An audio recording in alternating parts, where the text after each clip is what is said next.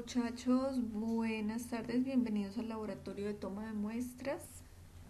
Bueno, recuerden chicos que cuando se toma una muestra de sangre y se centrifuga, generalmente siempre se van a obtener tres capas. Una capa inferior, que es donde van a estar los glóbulos rojos, una capa central donde vamos a encontrar células como plaquetas y leucocitos, y una capa superior que puede ser plasma o suero, de que va a depender que sea plasma o suero si la muestra se toma o no con un anticoagulante.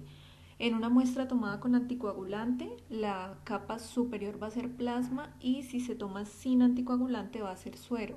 En ese plasma es donde vamos a medir todas las sustancias, proteínas, enzimas, hormonas, etcétera. En su guía ustedes tienen esta imagen, entonces simplemente les voy a recalcar algunos tubos que se usan con más frecuencia y les voy a hacer alguna aclaración. Cuando hablamos del tubo rojo o tubo oro o amarillo, también puede que lo encuentren en algunos textos, estamos refiriéndonos a un tubo que no tiene anticoagulante. Como no tiene anticoagulante, es especial para realizar determinaciones de química clínica, de rutina, o sea, en cualquier laboratorio donde se vaya el paciente pues a tomar una muestra para cualquier sustancia química o bioquímica, química de rutina, glicemia, colesterol, triglicéridos, creatinina, BUN, urea. En esos casos se va a tomar la muestra en un tubo tapa rojo o tapa oro. ¿Cuál es la diferencia? Que el tubo tapa oro no tiene anticoagulante, pues al igual que el rojo, pero trae un gel. Ese gel permite que cuando se centrifugue la muestra, ese gel quede separando el suero de los demás componentes, de modo que si ustedes invierten el tubo no se van a mezclar de nuevo, pero los dos tienen la misma funcionalidad. Incluso para el taller que ustedes van a trabajar, lo van a manejar el rojo o el tapa oro como el mismo tubo. El tubo tapa azul, por el contrario, es un tubo que sí tiene anticoagulante, el anticoagulante es citrato de sodio y en general podemos decir que se usa para cualquier determinación que mida o evalúe la coagulación, es decir, factores de coagulación, tiempos de coagulación, proteínas que participan en el proceso de coagulación. El tubo tapa lila tiene un anticoagulante que se llama EDTA. Este anticoagulante se usa en los tubos donde se requieren obtener muestras para hacer determinaciones hematológicas o recuentos sanguíneos, recuento de glóbulos rojos, recuento de leucocitos, hemogramas, determinaciones hematológicas. Y el tubo tapa verde tiene un anticoagulante que se llama heparina de sodio. Entonces aquí hay unos ejemplos de exámenes en los cuales se emplea este tubo para tomar la muestra, cariotipos, troponina, pero solo la prueba rápida. Y ustedes van a encontrar en sus libros o en internet cuando hagan el taller que algunas determinaciones de química clínica o de bioquímica se hacen en tubo tapa verde. Pero únicamente se emplea tubo tapa verde si el laboratorio por algún motivo no tiene los tapa oro o el tapa rojo. ¿Listo? Entonces que quede claro que el tapa verde no es el tubo que se emplea de rutina para las determinaciones de bioquímica, solo en condiciones muy especiales. El tubo, bueno, estos otros no son muy frecuentes. El tapa blanco también es un tubo que tiene EDTA, es similar al tubo lila, con la diferencia que también tiene un gel en medio que permite que cuando se centrifugue la muestra, el plasma, en este caso porque es con anticoagulante, quede separado del resto de los componentes. De este modo, el tubo puede ser transportado, por ejemplo, si se va a enviar una muestra de plasma de una ciudad a otra, o se va a transportar para que no se mezcle su contenido. Estos son ejemplos de nuevo de los tubos, entonces dijimos que el tapa rojo y el tapa amarilla lo manejamos como uno solo, determinaciones de bioquímica de rutina, insulina que ustedes ya hicieron este semestre, glucosa y el antígeno prostático. El tubo tapa lila que tiene un anticoagulante que es EDTA, ya les dije que para determinaciones de conteos, para hacer hemoglobina y hematocrito, que ustedes tienen parte de ese tema como el tema que van a ver en un laboratorio de fisiología, y algo que se llama velocidad de sedimentación globular. El tapa verde que tiene heparina de sodio para cariotipo, aldosterona y un examen que se llama linfotoxicidad o toxicidad de linfocitos NK. y el tapa celeste con citrato de sodio para cualquier examen que esté relacionado con coagulación, tiempo de protrombina, tiempo parcial de tromboplastina y tiempo de trombina. ¿Qué tipos de muestra hay? Sangre total, plasma y suero. Cuando hablamos de sangre total, cuando tomamos una muestra, como está este primer tubo, con anticoagulante, es decir, cualquier tapa lila, tapa verde, tapa celeste, y la muestra se mantiene siempre líquida, eso es sangre total. La sangre total, ¿en qué determinaciones se emplea? Para hemoglobina, hematocrito, recuento de glóbulos rojos. Son mediciones en las que yo necesito mantener la sangre con todos sus componentes, pero en estado líquido, sin que se forme ningún coágulo. La muestra de plasma es este mismo tubo que tomé con anticoagulante, pero ¿qué hago? Lo centrifugo para tener arriba el plasma, en medio las células y abajo la sangre. Es decir, que si yo tomo este tubo y lo mezclo de nuevo, pues voy a tener de nuevo sangre total. Y el suero es un tubo que se toma sin anticoagulante, se centrifuga y voy a tener en la parte superior el suero, en medio las células y al fondo los glóbulos rojos. Aquí ya se formó un coágulo, entonces si yo lo invierto sí se puede mezclar un poco, pero igual ya se consumió la fibrina, el fibrinógeno pasó a fibrina y el coágulo casi siempre pues no se deshace fácilmente. En su guía tienen algo sobre hemostasia, entonces para que ocurra el proceso, se lleve a cabo el proceso de hemostasia, que es el que detiene el sangrado, encontraron que había 3 pasos. Uno era la vasoconstricción, agregación de las plaquetas y al final la formación del coágulo de fibrina. Siempre para que haya coagulación se requieren 3 componentes. Uno es que haya las proteínas de la coagulación, el calcio que es indispensable en este proceso y unos fosfolípidos de membrana que permiten que se active el proceso de coagulación.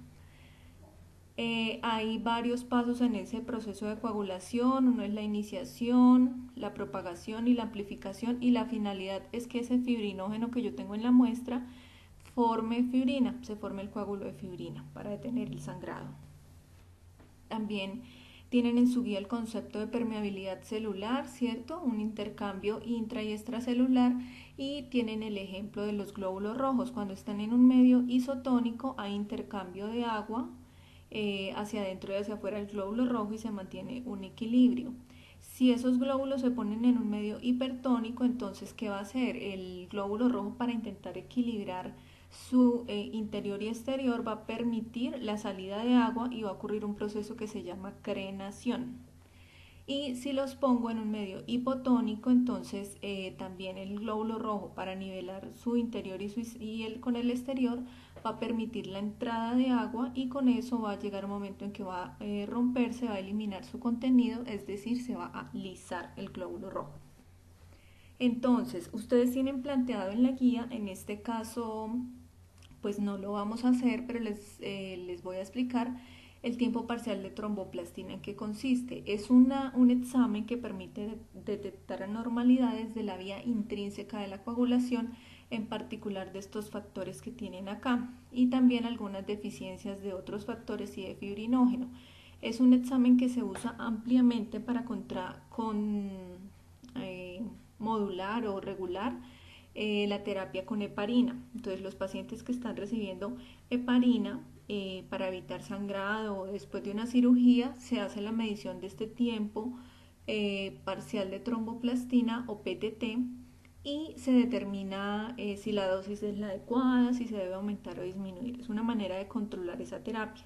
¿En qué se basa la técnica que ustedes tienen planteada en sus guías? En medir cuánto tiempo tarda en coagular un plasma que no tiene calcio a 37 grados y en presencia de un exceso de activadores. Entonces ya vamos a ver mejor. Y el PT, o tiempo de protrombina, evalúa la vía extrínseca. Entonces el PTT nos evaluaba la intrínseca, el PT la vía extrínseca, en particular estos factores, y es usada para evaluar anticoagulantes orales como la warfarina, el Coumadin, o también para hacer algunos exámenes prequirúrgicos. Siempre que algún paciente va a ir a una cirugía, hay una serie de exámenes que se deben realizar de rutina. Dentro de esos, estos tiempos de coagulación, Al igual que el PTT, se basa en medir cuánto va a tardar el plasma en coagular, pues en presencia de los activadores necesarios para la vía extrínseca. Entonces, ¿qué es lo que se les va a plantear a ustedes para el taller? O lo que se debería hacer experimentalmente. Tomarse a un paciente 3 muestras, un tapa celeste que tiene citrato de sodio, un tapa oro que recordemos que no tiene ningún anticoagulante y un tapa lila que tiene EDTA.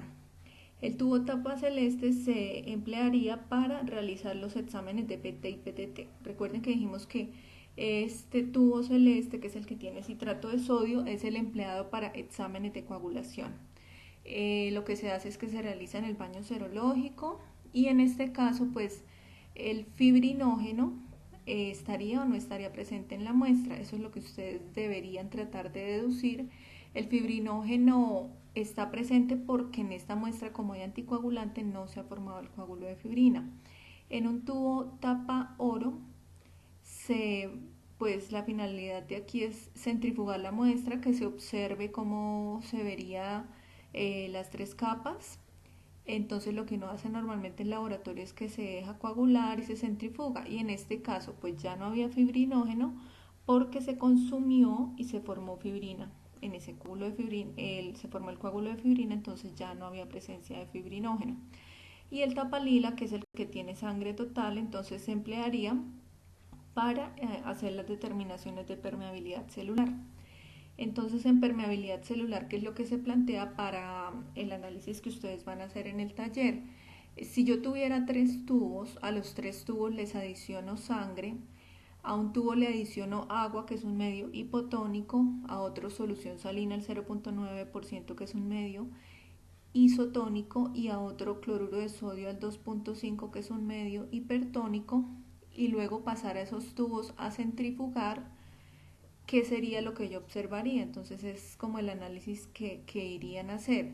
A los tubos restantes se les iba a adicionar ferricianuro de potasio y se va a agitar y se vería la reacción finalmente.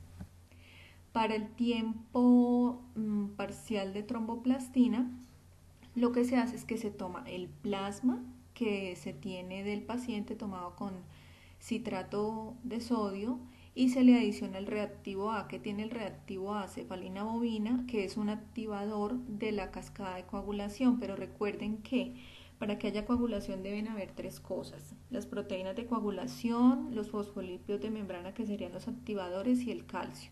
En este caso, aquí tenemos el activador y el plasma tendría los factores de coagulación, pero no está presente el calcio, porque eso es lo que hace precisamente el citrato de sodio.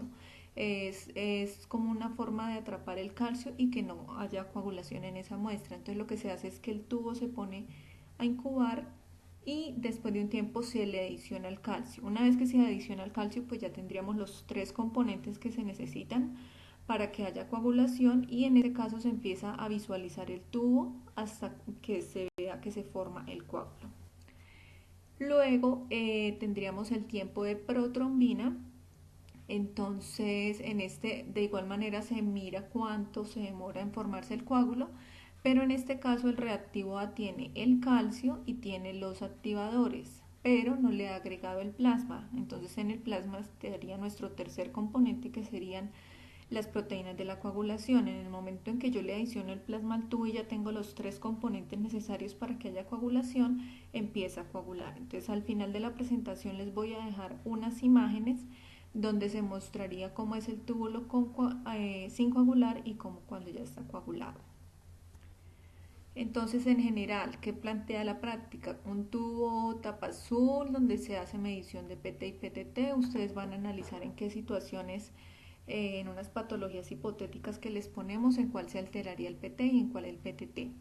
En un tubo tapa amarilla, al centrifugar se verían las características. Entonces ustedes van a hacer el análisis de qué componentes estarían en cada una de las muestras, si se toma con anticoagulante o si no se toma, respecto a células, a factores de coagulación, a fibrinógeno. Y con la sangre total se haría una prueba de permeabilidad, pero ustedes ya saben más o menos por la lectura qué ocurre cuando los glóbulos están en un medio hipotónico, en uno hipertónico.